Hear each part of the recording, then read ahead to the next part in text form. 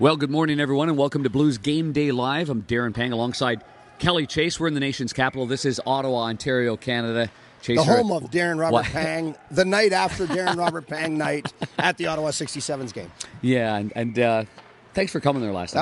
That was nice of them to honor you, and it was a cool event. So, hey, now maybe the Blues will support you a little here and give you a win today. Yeah, what do you think after coming off a real big win against Toronto? I think that the win was important because I think it really would have made a huge impact on the guys from a spirit standpoint to come back and play as hard as they did in that game and not have anything to show for it. So the late goal by Steen, and then, of course, Vince Dunn, great story there, growing up in the area and scoring the game winner. And, of course, the snow painted pink in front of his house saying Vince Dunn wins it or Dunn wins it. And they didn't know who it was as of yesterday. They still didn't know who had done that on their front lawn. That's amazing. Painted the snow, congratulating the parents in Lindsay, Ontario. So, to me, that was a big win for the Blues. I think it kind of gets them in the right frame of mind. Carter Hutton, again, was really good. And again, let's talk a little bit about that. How does Jake, we've seen him do it 2 other years, but how does he reset, and what does he got to focus on to get himself back into where he was, again, at the end of last year? The good news is that we have experience in talking about and evaluating it because we went through it last year in talking and evaluating about it. And the year before. And the year before about it. So the one thing that Dave Alexander, who's the goalie coach, Chaser, has got to do is very similar to what Marty Brodeur did last year. Marty simplified everything with Jake Allen. He simplified everything from preparing for every situation. In practice, prepare for it. Get your stick on the ice. Have your glove ready. Know where your posts are. Get back to the fundamentals. Don't go into practice kind of hoping and wishing or sliding and moving towards pucks. Watch that puck come into your body. Watch that puck come off the player's stick. Be disciplined in every aspect as a goalie.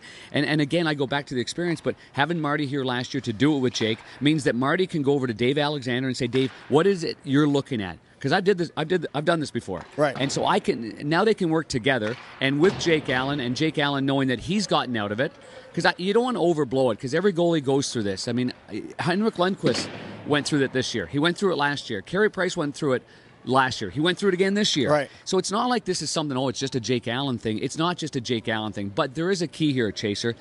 Getting out of it as fast as you can possibly get out of it is always the key. And that's what the great ones do. Right. They get out of it quick. So whether it's whether it's today's practice, yesterday's practice, I thought his skate in Toronto was fantastic. I watched him the way he was watching pucks into his glove, watching into his body, all the details of the game he was very good at. Then yesterday's practice. And now this morning he's going to get a practice because I don't believe that he's going to get the nod tonight in this game. I would think that Carter Hutton gets back in the net again based on how he played and he gives them the chance to win, and he was superlative in the last game. So in answering your question, I think that's what he's got to do again. And then when he gets back in that net, to start that game off real strong, every aspect of the game, from passing the puck to your defenseman, talking to them, covering up rebounds, and getting back to the fundamentals again. So does that mean we'll see Al McInnes on the power play down having a conversation with the coaching staff? Because I can tell you that they are frustrated. You're wondering about the power play? Well, they are frustrated by it, and you can hear it by talking to them. And for whatever reason, there doesn't seem to be that chemistry of everybody being on the same page. The sense of urgency, even though in your mind you're saying, I have a sense of urgency. I don't think it's portrayed in the way that they're playing with the sense of urgency. And so you got a team in Ottawa that's almost as anemic on their power play right now as the Blues. So I think, for the St. Louis Blues, tonight's an important one to kind of get that back on track. I look at it like the puck movement, the sense of urgency, and just simplifying, getting someone in front of the net, which is how they scored the tying goal in Toronto. It's a simple play. The puck gets through the net. There's a guy on the doorstep, a rebound. It wasn't fancy. It was effective, and they end up winning the hockey game. 2 guys in that game in Toronto I thought were rolling, and 2 guys that, as the game went on, I was saying, watch this guy, watch this guy. I thought Alexander Steen deserved to score that goal. I mean, I know a lot of people will look at the bottom line, how many goals, how many assists. Sometimes you got to throw that stuff out the window. He had 5 or 6 good chances in the game. He won board battles, and then he ends up scoring the goal. So Alexander Steen deserved that to get that into the game time mission. But the other guy that he had something going early on. It's almost like, this is out of my mouth. Almost like he had a little bit of chip on his shoulder because he had to go down for the bye week to get his game back. It was almost a chip on his shoulder because he went into Toronto and didn't know if he was going to play, and only because Jay Bouwmeester didn't play because of the birth of his girl in a delayed flight did he get to play. Right. But there's a different Vince Dunn And I believe we're going to see a different Vince Dunn. Not that he wasn't assertive and very good to begin the season, but I think we're going to see a guy that says, I'm not going down. I'm not going down the minors. Yeah. And I'm not coming out of the lineup. Well, listen. And I love it. I love that about the kid, but those are good lessons for guys. Absolutely. I mean, they sent him down and said, hey, listen, you haven't earned that yet. You're 21 You're years old. 21 years old, and boy, what does he do? He goes up and says, I'll show you. Yep. And that's the kind of guy you want on your team. A guy that says, hey, I think I belong that's the here phrase and watch, right there. Yeah. I'll show you. Yeah. Yeah. We need more. Not I want to go down and I mope and I complain. Yeah. I'm going to prove to you that I belong, and I'm going to prove to you I belong every night. Did you play a full year in the NHL and then get sent down to Peoria of the IHL? I did. I was 10 games down and then a full year. Okay. The whole year, and then ended up in the minors for half the year. And it was the first that couple wakes you games. up a little bit, doesn't Well, it? it wakes you up. And the other thing is, Bobby Plager came to me and said, hey, I want you to look around. There's a lot of good players down here. Yep. You're not the only guy that played in the NHL last year that's down here. And not just it's a great point and by not just Bobby. our team, but in the whole league. Yeah. He said, so what are you going to do about proving to them that you belong and to be back there? Well, he saddled me on a line with two guys that were the MVP and the Rookie of the Year, ended up in the league. But I had to go, I was like, man, it was game 4 before 3 before I woke up and started, going at it. And then I was like, he said, not only are you playing down there for the St. Louis Blues to get back up, if they don't want you, all the other teams in the league are watching how you perform, and you go down there and you make sure that you play with that intensity that we expect out of you. Did you come back up when you came back up like this? And going back to Vince Dunn, when you came back up, did you have that a little bit of a different maturity? Oh yeah. Okay. As a matter of fact, and then we lost out in the playoffs, and I ended up going back down, and we won the cup.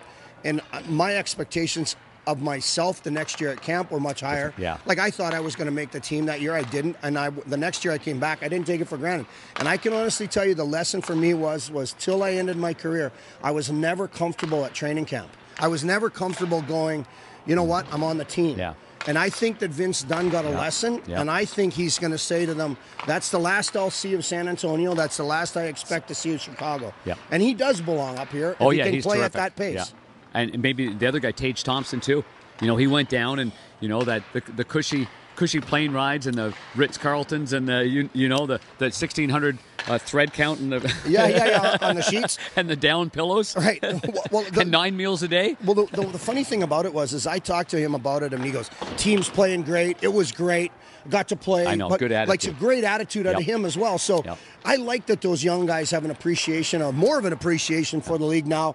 That Doug Armstrong and Marty and the staff set a precedent by saying you'll go down there and you'll get better, and that's your job to play hockey. I like that. Hey, one other player that I thought was good in that game, so we can maybe look at this in the last 3 or 4 games.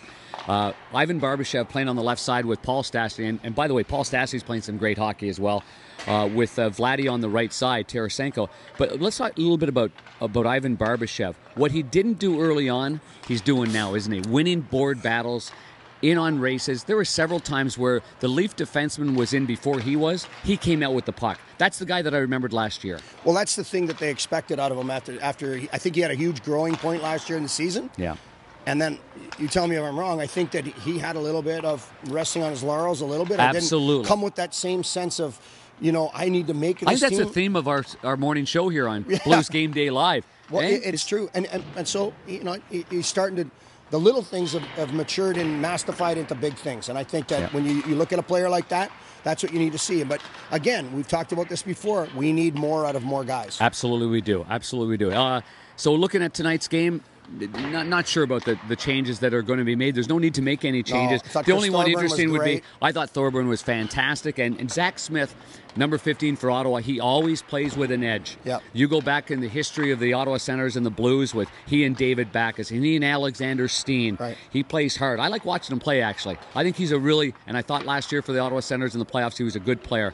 Other guy to watch, I'm not big on rumors, so I'm not going to spend a whole lot of time. People in Canada and media-wise are going to talk about Mike Hoffman and the interest of the St. Louis Blues. I always say one thing about that. Whenever you hear a rumor and you have insiders talking about it, when you're dealing with Doug Armstrong, you're probably 2 months too late. Yeah, it's already that ship sailed. So I'm not hanging on to any of that kind of stuff, and actually we're not too big in the innuendo and all that stuff.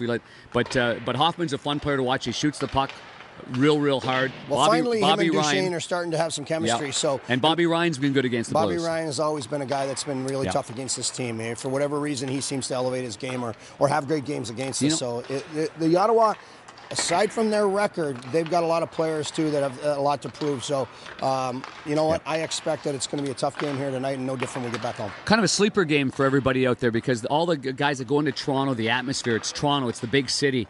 And this is kind of the little sister city right here. But when you come here, it's a little bit of a downer. It's not the same atmosphere. So I think the Blues players have to be really aware of that. Yeah, don't be flat. Don't be flat, because if you can be flat, they can come out and burn you. So I think you were on top of your game today. Well, it's better than I've been.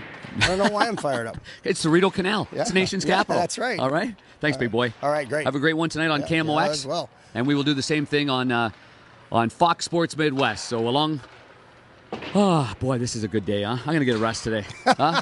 You got all your family here. You're not allowed to rest. I got with Kelly Chase, I'm Darren Robert Pang. You enjoy your day, everybody.